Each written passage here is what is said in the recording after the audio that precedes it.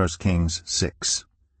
In the 480th year after the Israelites came out of Egypt, in the 4th year of Solomon's reign over Israel, in the month of Ziv, the 2nd month, he began to build the temple of the Lord. The temple that King Solomon built for the Lord was 60 cubits long, 20 wide, and 30 high. The portico at the front of the main hall of the temple extended the width of the temple, that is 20 cubits, and projected 10 cubits from the front of the temple. He made narrow windows high up in the temple walls. Against the walls of the main hall and inner sanctuary he built a structure around the building in which there were side rooms. The lowest floor was 5 cubits wide, the middle floor 6 cubits, and the third floor 7. He made offset ledges around the outside of the temple so that nothing would be inserted into the temple walls. In building the temple, only blocks dressed at the quarry were used, and no hammer, chisel, or any other iron tool was heard at the temple site while it was being built. The entrance to the lowest floor was on the south side of the temple. A stairway led up to the middle level and from there to the third. So he built the temple and completed it, roofing it with beams and cedar planks. And he built the side rooms all along the temple. The height of each was 5 cubits, and they were attached to the temple by beams of cedar. The word of the Lord came to Solomon, "As for this temple you are building, if you follow my decrees, observe my laws, and keep all my commands and obey them, I will fulfill through you the promise I gave to David your father. And I will live among the Israelites, and will not abandon my people Israel." So Solomon built the temple and completed it.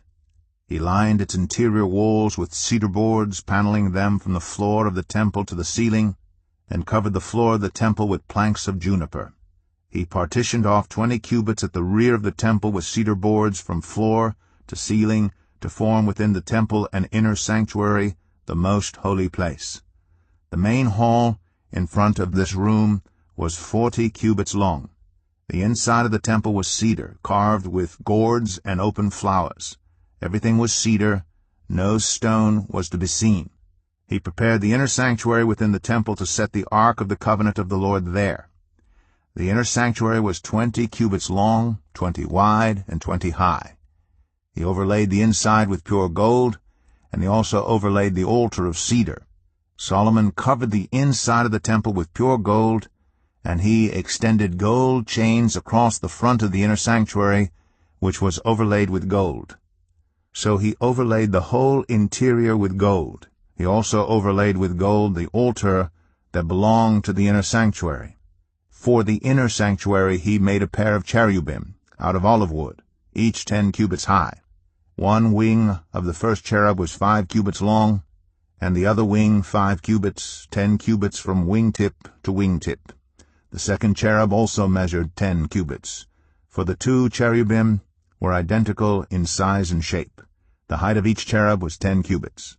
He placed the cherubim inside the innermost room of the temple, with their wings spread out. The wing of one cherub touched one wall, while the wing of the other touched the other wall, and their wings touched each other in the middle of the room. He overlaid the cherubim with gold. On the walls all around the temple, in both the inner and outer rooms, he carved cherubim, palm trees, and open flowers. He also covered the floors of both the inner and outer rooms of the temple with gold. For the entrance to the inner sanctuary he made doors out of olive wood that were 1/5 of the width of the sanctuary, and on the 2 olive wood doors he carved cherubim, palm trees, and open flowers, and overlaid the cherubim and palm trees with hammered gold. In the same way, for the entrance to the main hall he made door frames out of olive wood that were 1/4 of the width of the hall. He also made 2 doors out of juniper wood, each having 2 leaves that turned in sockets. He carved cherubim, palm trees, and open flowers on them, and overlaid them with gold, hammered evenly over the carvings. And he built the inner courtyard of 3 courses of dressed stone, and 1 course of trimmed cedar beams. The foundation of the temple of the Lord was laid in the 4th year, in the month of Ziv. In the 11th year in the month of Bul, the 8th month, the temple was finished in all its details according to its specifications. He had spent 7 years building it. 1 Kings 7. It took Solomon 13 years, however, to complete the construction of his palace. He built the palace of the forest of Lebanon 100 cubits long, 50 wide, and 30 high, with 4 rows of cedar columns supporting trimmed cedar beams.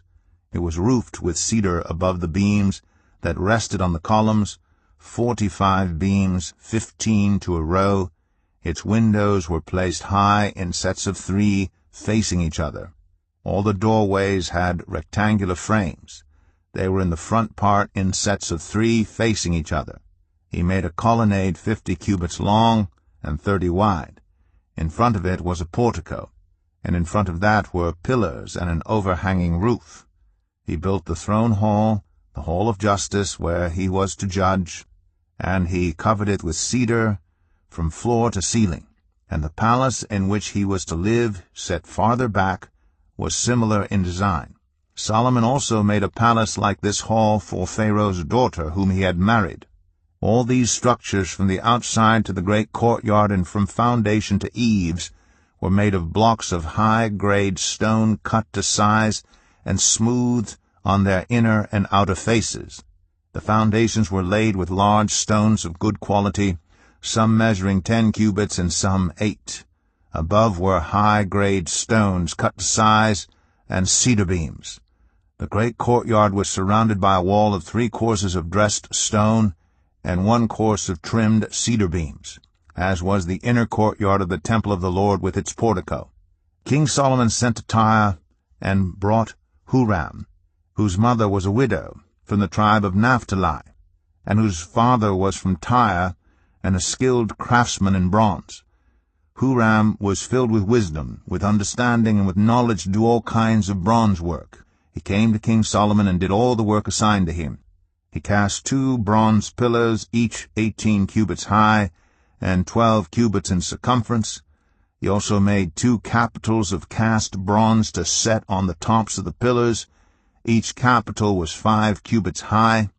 A network of interwoven chains adorned the capitals on top of the pillars, 7 for each capital. He made pomegranates in 2 rows encircling each network to decorate the capitals on top of the pillars. He did the same for each capital. The capitals on top of the pillars in the portico were in the shape of lilies, 4 cubits high. On the capitals of both pillars above the bowl-shaped part next to the network were the 200 pomegranates in rows all around. He erected the pillars at the portico of the temple. The pillar to the south he named Jachin, and the one to the north Boaz. The capitals on top were in the shape of lilies, and so the work on the pillars was completed. He made the sea of cast metal, circular in shape, measuring 10 cubits from rim to rim and 5 cubits high. It took a line of 30 cubits to measure around it. Below the rim, gourds encircled it, 10 to a cubit. The gourds were cast in 2 rows in one piece with the sea. The sea stood on 12 bulls, 3 facing north, 3 facing west, 3 facing south, and 3 facing east. The sea rested on top of them, and their hind quarters were toward the center. It was a handbreadth in thickness, and its rim was like the rim of a cup, like a lily blossom. It held 2,000 baths.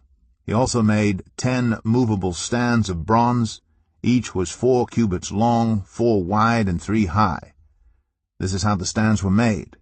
They had side panels attached to uprights. On the panels between the uprights were lions, bulls, and cherubim, and on the uprights as well.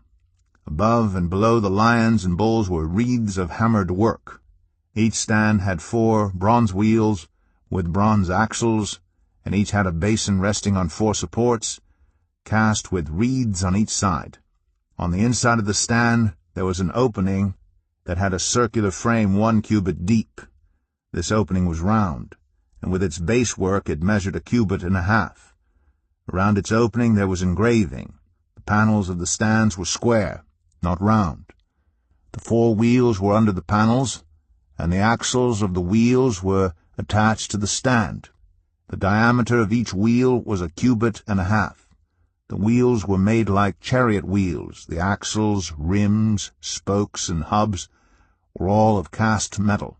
Each stand had 4 handles, one on each corner, projecting from the stand. At the top of the stand there was a circular band 1/2 cubit deep. The supports and panels were attached to the top of the stand. He engraved cherubim, lions, and palm trees on the surfaces of the supports and on the panels in every available space, with reeds all around. This is the way he made the 10 stands. They were all cast in the same molds and were identical in size and shape. He then made 10 bronze basins, each holding 40 baths and measuring 4 cubits across, 1 basin to go on each of the 10 stands. He placed 5 of the stands on the south side of the temple and 5 on the north. He placed the sea on the south side at the southeast corner of the temple. He also made the pots and shovels and sprinkling bowls. So Huram finished all the work he had undertaken for King Solomon in the temple of the Lord: the 2 pillars, the 2 bowl-shaped capitals on top of the pillars, the 2 sets of network decorating the 2 bowl-shaped capitals on top of the pillars, the 400 pomegranates for the 2 sets of network, 2 rows of pomegranates for each network decorating the bowl-shaped capitals on top of the pillars, the 10 stands with their 10 basins, the sea and the 12 bowls under it, the pots, shovels, and sprinkling bowls. All these objects that Huram made for King Solomon for the temple of the Lord were of burnished bronze. The king had them cast in clay molds in the plain of the Jordan between Succoth and Zarethan. Solomon left all these things unweighed because there were so many. The weight of the bronze was not determined.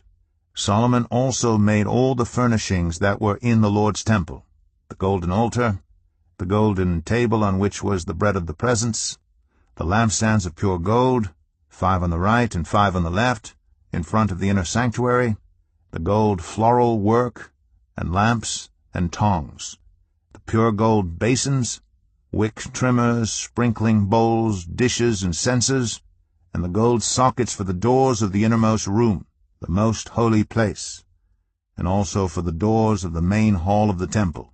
When all the work King Solomon had done for the temple of the Lord was finished, he brought in the things his father David had dedicated, the silver and gold and the furnishings, and he placed them in the treasuries of the Lord's temple.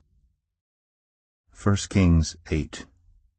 Then King Solomon summoned into his presence at Jerusalem the elders of Israel, all the heads of the tribes and the chiefs of the Israelite families, to bring up the ark of the Lord's covenant from Zion, the city of David. All the Israelites came together to King Solomon at the time of the festival in the month of Ethanim, the 7th month. When all the elders of Israel had arrived, the priests took up the ark, and they brought up the ark of the Lord in the tent of meeting, and all the sacred furnishings in it. The priests and Levites carried them up, and King Solomon and the entire assembly of Israel that had gathered about him were before the ark, sacrificing so many sheep and cattle that they could not be recorded or counted. The priests then brought the ark of the Lord's covenant to its place in the inner sanctuary of the temple, the most holy place, and put it beneath the wings of the cherubim. The cherubim spread their wings over the place of the ark and overshadowed the ark and its carrying poles. These poles were so long that their ends could be seen from the holy place in front of the inner sanctuary, but not from outside the holy place, and they are still there today. There was nothing in the ark except the 2 stone tablets that Moses had placed in it at Horeb, where the Lord made a covenant with the Israelites after they came out of Egypt. When the priests withdrew from the holy place, the cloud filled the temple of the Lord, and the priests could not perform their service because of the cloud, for the glory of the Lord filled his temple. Then Solomon said, "The Lord has said that he would dwell in a dark cloud. I have indeed built a magnificent temple for you, a place for you to dwell forever."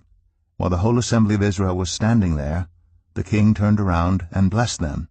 Then he said, "Praise be to the Lord, the God of Israel, who with his own hand has fulfilled what he promised with his own mouth to my father David, for he said, Since the day I brought my people Israel out of Egypt, I have not chosen a city in any tribe of Israel to have a temple built, so that my name might be there.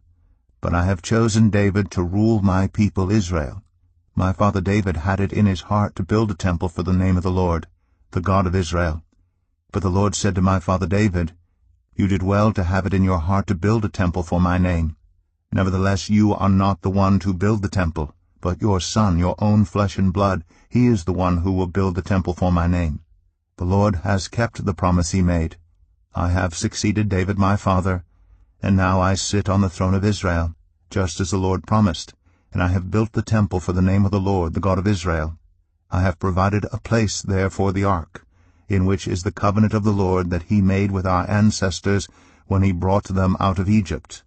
Then Solomon stood before the altar of the Lord in front of the whole assembly of Israel, spread out his hands toward heaven, and said, Lord, the God of Israel, there is no God like you in heaven above or on earth below, you who keep your covenant of love with your servants, who continue wholeheartedly in your way. You have kept your promise to your servant David my father. With your mouth you have promised, and with your hand you have fulfilled it, as it is today. Now, Lord, the God of Israel, keep for your servant David my father the promises you made to him when you said, You shall never fail to have a successor to sit before me on the throne of Israel, if only your descendants are careful in all they do to walk before me faithfully, as you have done. And now, God of Israel, let your word that you promised your servant David my father come true. But will God really dwell on earth? The heavens, even the highest heaven, cannot contain you. How much less this temple I have built? Yet give attention to your servant's prayer, and his plea for mercy, Lord my God. Hear the cry and the prayer that your servant is praying in your presence this day. May your eyes be open toward this temple night and day, this place of which you said, My name shall be there, so that you will hear the prayer your servant prays toward this place. Hear the supplication of your servant and of your people Israel, when they pray toward this place. Hear from heaven, your dwelling place, and when you hear, forgive. When anyone wrongs their neighbor, and is required to take an oath, and they come and swear the oath before your altar in this temple, then hear from heaven and act. Judge between your servants, condemning the guilty by bringing down on their heads what they have done, and vindicating the innocent by treating them in accordance with their innocence. When your people Israel have been defeated by an enemy because they have sinned against you, and when they turn back to you and give praise to your name, praying and making supplication to you in this temple, then hear from heaven, and forgive the sin of your people Israel, and bring them back to the land you gave to their ancestors. When the heavens are shut up, and there is no rain because your people have sinned against you, and when they pray toward this place and give praise to your name, and turn from their sin because you have afflicted them, then hear from heaven, and forgive the sin of your servants, your people Israel. Teach them the right way to live, and send rain on the land you gave your people for an inheritance. When famine or plague comes to the land, or blight or mildew, locusts or grasshoppers, or when an enemy besieges them in any of their cities, whatever disaster or disease may come, and when a prayer or plea is made by anyone among your people Israel, being aware of the afflictions of their own hearts, and spreading out their hands toward this temple, then hear from heaven, your dwelling place. Forgive and act. Deal with everyone according to all they do, since you know their hearts, for you alone know every human heart, so that they will fear you all the time they live in the land you gave our ancestors. As for the foreigner who does not belong to your people Israel, but has come from a distant land because of your name, for they will hear of your great name, and your mighty hand, and your outstretched arm, when they come and pray toward this temple, then hear from heaven, your dwelling place. Do whatever the foreigner asks of you, so that all the peoples of the earth may know your name and fear you, as do your own people Israel, and may know that this house I have built bears your name. When your people go to war against their enemies, wherever you send them, and when they pray to the Lord toward the city you have chosen and the temple I have built for your name, then hear from heaven their prayer and their plea, and uphold their cause. When they sin against you, for there is no one who does not sin, and you become angry with them and give them over to their enemies, who take them captive to their own lands, far away or near, And if they have a change of heart in the land where they are held captive, and repent and plead with you in the land of their captors, and say, We have sinned, we have done wrong, we have acted wickedly, and if they turn back to you with all their heart and soul in the land of their enemies, who took them captive, and prayed to you toward the land you gave their ancestors, toward the city you have chosen, and the temple I have built for your name, then from heaven your dwelling place hear their prayer and their plea, and uphold their cause.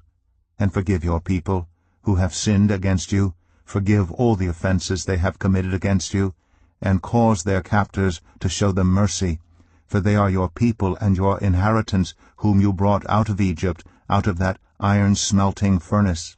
May your eyes be open to your servants' plea, and to the plea of your people Israel, and may you listen to them whenever they cry out to you. For you singled them out from all the nations of the world to be your own inheritance, just as you declared through your servant Moses, when you, sovereign Lord, brought our ancestors out of Egypt.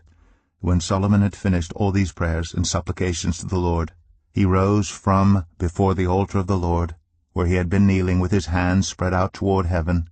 He stood and blessed the whole assembly of Israel in a loud voice, saying, Praise be to the Lord, who has given rest to his people Israel, just as he promised. Not one word has failed of all the good promises he gave through his servant Moses. May the Lord our God be with us as he was with our ancestors. May he never leave us nor forsake us. May he turn our hearts to him, to walk in obedience to him, and keep the commands, decrees, and laws he gave our ancestors. And may these words of mine, which I have prayed before the Lord, be near to the Lord our God day and night, that he may uphold the cause of his servant and the cause of his people Israel, according to each day's need, so that all the peoples of the earth may know that the Lord is God, and that there is no other. And may your hearts be fully committed to the Lord our God, to live by his decrees and obey his commands, as at this time. Then the king and all Israel with him offered sacrifices before the Lord. Solomon offered as sacrifice of fellowship offerings to the Lord 22,000 cattle and 120,000 sheep and goats. So the king and all the Israelites dedicated the temple of the Lord.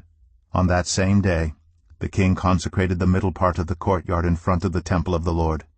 And there he offered burnt offerings, grain offerings, and the fat of the fellowship offerings, because the bronze altar that stood before the Lord was too small to hold the burnt offerings, the grain offerings, and the fat of the fellowship offerings.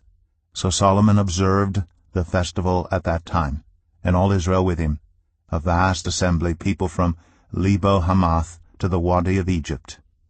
They celebrated it before the Lord our God for 7 days, and 7 days more, 14 days in all. On the following day he sent the people away. They blessed the king, and then went home, joyful and glad in heart for all the good things the Lord had done for his servant David and his people Israel. 1 Kings 9. When Solomon had finished building the temple of the Lord and the royal palace, and had achieved all he had desired to do, the Lord appeared to him a second time, as he had appeared to him at Gibeon. The Lord said to him, I have heard the prayer and plea you have made before me. I have consecrated this temple, which you have built by putting my name there forever. My eyes and my heart will always be there.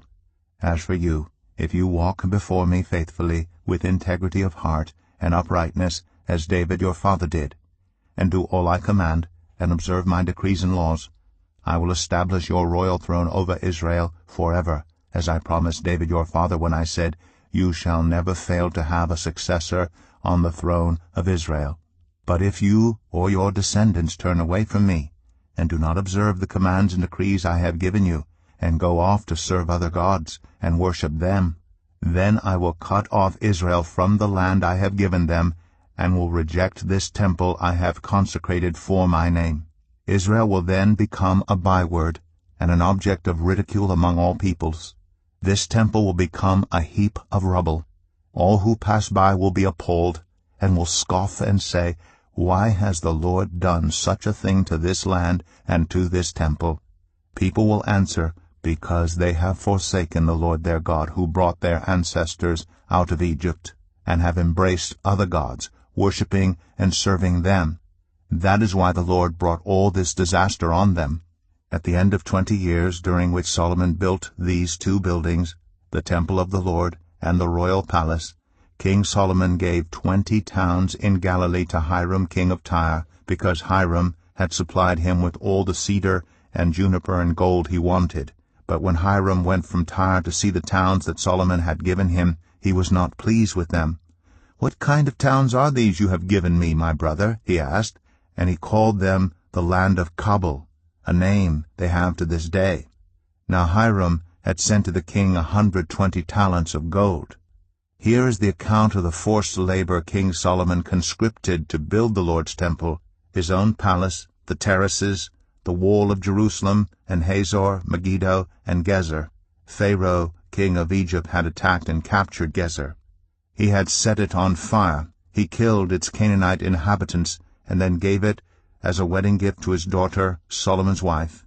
And Solomon rebuilt Gezer. He built up Lower Beth-horon, Baalath, and Tadmor in the desert within his land, as well as all his store cities and the towns for his chariots and for his horses, whatever he desired to build in Jerusalem, in Lebanon, and throughout all the territory he ruled. There were still people left from the Amorites, Hittites, Perizzites, Hivites, and Jebusites. These peoples were not Israelites. Solomon conscripted the descendants of all these peoples remaining in the land, whom the Israelites could not exterminate, to serve as slave labor, as it is to this day. But Solomon did not make slaves of any of the Israelites. They were his fighting men, his government officials, his officers, his captains, and the commanders of his chariots and charioteers. They were also the chief officials in charge of Solomon's projects, 550 officials supervising those who did the work. After Pharaoh's daughter had come up from the city of David to the palace Solomon had built for her, he constructed the terraces. 3 times a year Solomon sacrificed burnt offerings and fellowship offerings on the altar he had built for the Lord, burning incense before the Lord along with them, and so fulfilled the temple obligations. King Solomon also built ships at Ezion-Geber, which is near Elath in Edom, on the shore of the Red Sea. And Hiram sent his men, sailors who knew the sea, to serve in the fleet with Solomon's men. They sailed to Ophir, and brought back 420 talents of gold, which they delivered to King Solomon. 1 Kings 10. When the queen of Sheba heard about the fame of Solomon and his relationship to the Lord, she came to test Solomon with hard questions, arriving at Jerusalem with a very great caravan, with camels carrying spices, large quantities of gold and precious stones. She came to Solomon and talked with him about all that she had on her mind. Solomon answered all her questions. Nothing was too hard for the king to explain to her. When the queen of Sheba saw all the wisdom of Solomon, and the palace he had built, the food on his table, the seating of his officials, the attending servants in their robes, his cupbearers, and the burnt offerings he made at the temple of the Lord, she was overwhelmed. She said to the king, "The report I heard in my own country about your achievements and your wisdom is true. But I did not believe these things until I came and saw with my own eyes. Indeed, not even half was told to me. In wisdom and wealth you have far exceeded the report I heard. How happy your people must be, how happy your officials who continually stand before you and hear your wisdom. Praise be to the Lord your God, who has delighted in you and placed you on the throne of Israel. Because of the Lord's eternal love for Israel, he has made you king to maintain justice and righteousness." And she gave the king 120 talents of gold, large quantities of spices, and precious stones. Never again were so many spices brought in as those the queen of Sheba gave to King Solomon. Hiram's ships brought gold from Ophir, and from there they brought great cargoes of almug wood and precious stones. The king used the almug wood to make supports for the temple of the Lord and for the royal palace, and to make harps and lyres for the musicians. So much almug wood has never been imported or seen since that day. King Solomon gave the queen of Sheba all she desired and asked for, besides what he had given her out of his royal bounty. Then she left and returned with her retinue to her own country. The weight of the gold that Solomon received yearly was 666 talents, not including the revenues from the merchants and traders and from all the Arabian kings and the governors of the territories. King Solomon made 200 large shields of hammered gold. 600 shekels of gold went into each shield.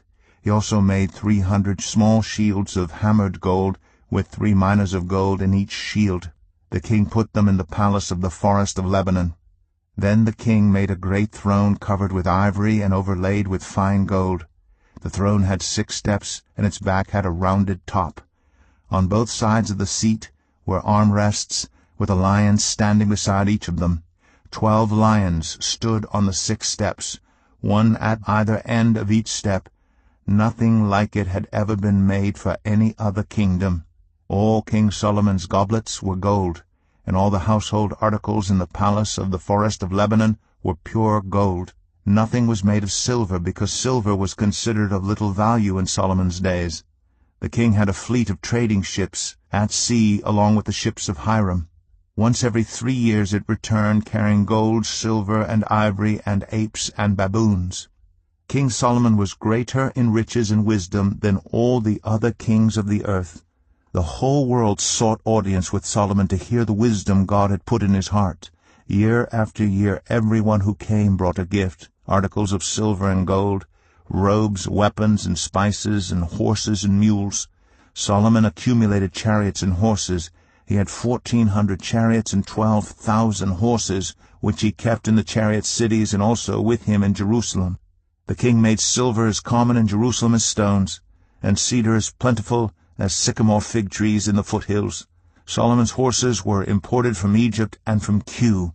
The royal merchants purchased them from Kue at the current price. They imported a chariot from Egypt for 600 shekels of silver, and a horse for 150. They also exported them all to the kings of the Hittites and of the Arameans. 1 Kings 11. King Solomon, however, loved many foreign women besides Pharaoh's daughter, Moabites, Ammonites, Edomites, Sidonians, and Hittites. They were from nations about which the Lord had told the Israelites, "You must not intermarry with them, because they will surely turn your hearts after their gods." Nevertheless Solomon held fast to them in love. He had 700 wives of royal birth and 300 concubines, and his wives led him astray. As Solomon grew old, his wives turned his heart after other gods, and his heart was not fully devoted to the Lord his God, as the heart of David his father had been. He followed Ashtoreth, the goddess of the Sidonians, and Moloch, the detestable god of the Ammonites. So Solomon did evil in the eyes of the Lord. He did not follow the Lord completely, as David his father had done. On a hill east of Jerusalem, Solomon built a high place for Chemosh, the detestable god of Moab, and for Moloch, the detestable god of the Ammonites. He did the same for all his foreign wives who burned incense and offered sacrifices to their gods. The Lord became angry with Solomon because his heart had turned away from the Lord, the God of Israel, who had appeared to him twice. Although he had forbidden Solomon to follow other gods, Solomon did not keep the Lord's command. So the Lord said to Solomon, "Since this is your attitude, and you have not kept my covenant and my decrees, which I commanded you, I will most certainly tear the kingdom away from you and give it to one of your subordinates. Nevertheless, for the sake of David your father, I will not do it during your lifetime. I will tear it out of the hand of your son. Yet I will not tear the whole kingdom from him, but will give him one tribe for the sake of David my servant, and for the sake of Jerusalem, which I have chosen." Then the Lord raised up against Solomon an adversary, Hadad the Edomite, from the royal line of Edom. Earlier, when David was fighting with Edom, Joab, the commander of the army, who had gone up to bury the dead, had struck down all the men in Edom. Joab and all the Israelites stayed there for 6 months, until they had destroyed all the men in Edom. But Hadad, still only a boy, fled to Egypt with some Edomite officials who had served his father. They set out from Midian and went to Paran. Then, taking people from Paran with them, they went to Egypt, to Pharaoh king of Egypt, who gave Hadad a house and land and provided him with food. Pharaoh was so pleased with Hadad that he gave him a sister of his own wife, Queen Tahpenes, in marriage. The sister of Tahpenes bore him a son named Genubath, whom Tahpenes brought up in the royal palace. There Genubath lived with Pharaoh's own children. While he was in Egypt, Hadad heard that David rested with his ancestors and that Joab, the commander of the army, was also dead.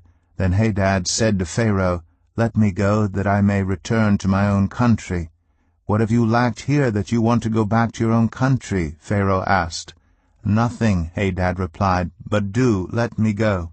And God raised up against Solomon another adversary, Rezon, son of Eliadah, who had fled from his master Hadadezer, king of Zobah. When David destroyed Zobah's army, Rezon gathered a band of men around him and became their leader. They went to Damascus, where they settled and took control. Rezon was Israel's adversary as long as Solomon lived, adding to the trouble caused by Hadad. So Rezon ruled in Aram and was hostile toward Israel. Also Jeroboam, son of Nebat, rebelled against the king. He was one of Solomon's officials, an Ephraimite from Zeradah, and his mother was a widow named Zeruah. Here is the account of how he rebelled against the king. Solomon had built the terraces and had filled in the gap in the wall of the city of David his father. Now Jeroboam was a man of standing, and when Solomon saw how well the young man did his work, he put him in charge of the whole labor force of the tribes of Joseph. About that time Jeroboam was going out of Jerusalem, and Ahijah the prophet of Shiloh met him on the way, wearing a new cloak. The two of them were alone out in the country, and Ahijah took hold of the new cloak he was wearing and tore it into 12 pieces. Then he said to Jeroboam, "Take 10 pieces for yourself, for this is what the Lord, the God of Israel, says. See, I am going to tear the kingdom out of Solomon's hand and give you 10 tribes. But for the sake of my servant David and the city of Jerusalem, which I have chosen out of all the tribes of Israel, he will have 1 tribe.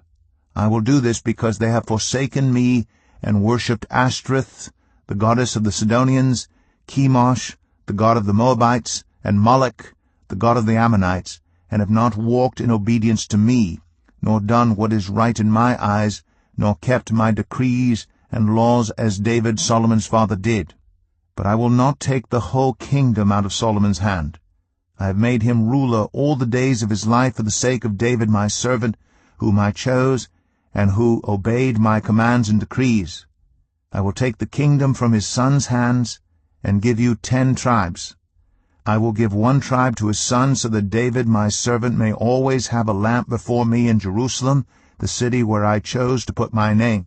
However, as for you, I will take you, and you will rule over all that your heart desires.